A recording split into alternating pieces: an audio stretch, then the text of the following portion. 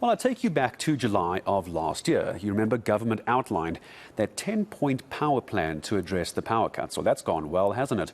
Now, some of the details included buying power from independent producers, or IPPs, scrapping of license requirements for private energy projects, and remember this one, importing electricity from Botswana and Zambia. Then we went on to go have the worst year of blackouts to date. It was around 200 days. Well, this year doesn't exactly look like it's getting much better either. So what exactly has gone wrong? Well, let's hear then from senior researcher at the Centre of Risk Analysis, Chris Hattingh, very kindly joining us again on the show. And Chris, it doesn't seem that long ago we had this hopefulness from the president that maybe there was a plan. There was a 10-point plan, we were told.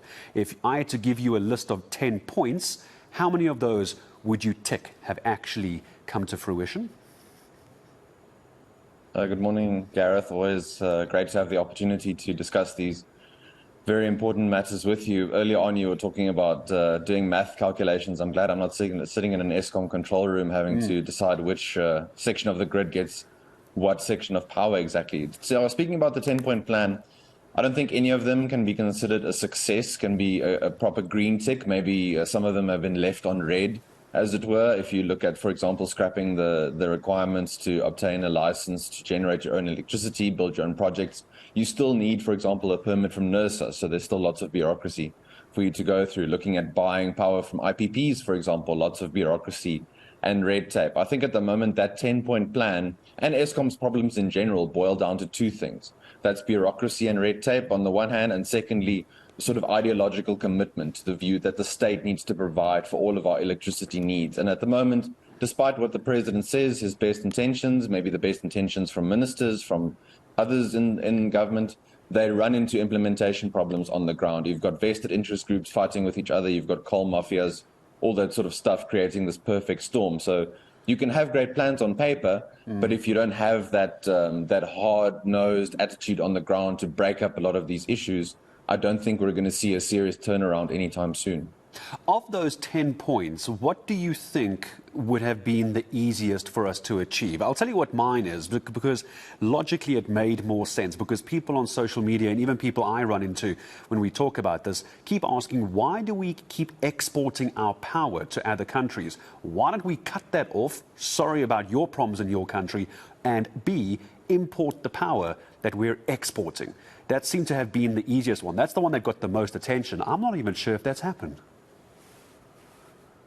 No, as far as I'm aware, it hasn't happened. There are contractual commitments from Eskom's side and between the South African government and other governments to ensure that what was promised in contracts and agreements is delivered upon. Now, of course, you can exit contracts as with any other normal business transaction, for example, your phone contract, all that sort of stuff, but you need to put the steps in place. You can't just do it sort of overnight. So one wonders, was this just said as to score points in the public sphere, or has it actually been implemented to ensure that we can not dispatch power to other countries and make sure that we cater to our own needs first? That's a serious consideration.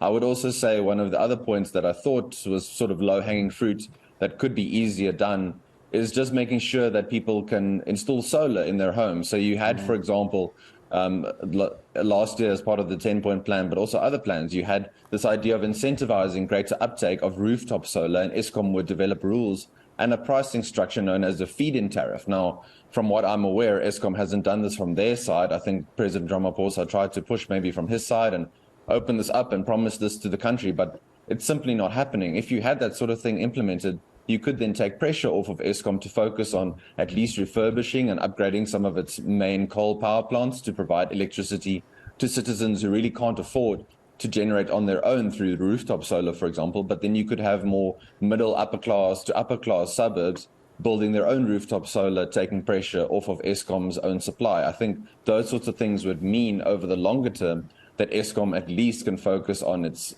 basic service provision versus trying to provide for every single citizen in the country. And I suppose the problem is now, when we talk to experts like yourself, Chris, and you're in the world of risk analysis, what does this analysis look like? What's the risk of our country? What's the risk of the grid? Wherever you'd like to take the risk here, it's all up to you for the year. If we don't get what seemed like a very easy 10-point plan, what risk does our country face right now?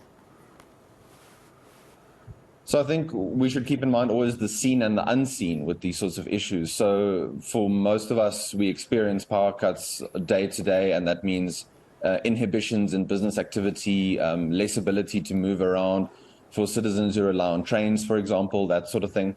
But also the unseen, so the effects on food prices, for example, on inflation. We've often talked about the Reserve Bank, how they've tried to keep a handle on inflation through monetary policy. Well, they can only do so much. If we've got consistent power cuts, that affects the value of the rand, which means citizens, especially poor citizens, their money doesn't go as far as it used to. They can't afford basic foodstuffs like they used to for farmers and miners. I mean, with farming and mining being two of South Africa's biggest lights in the economy, as it were, those get impacted as well. Our exporters can't export as much as they did before. I think if we stick with stage 2 to 3 load shedding on average, then we've got a cap of 1.5% GDP growth this year. That again means less opportunities for businesses to flourish and build and create jobs.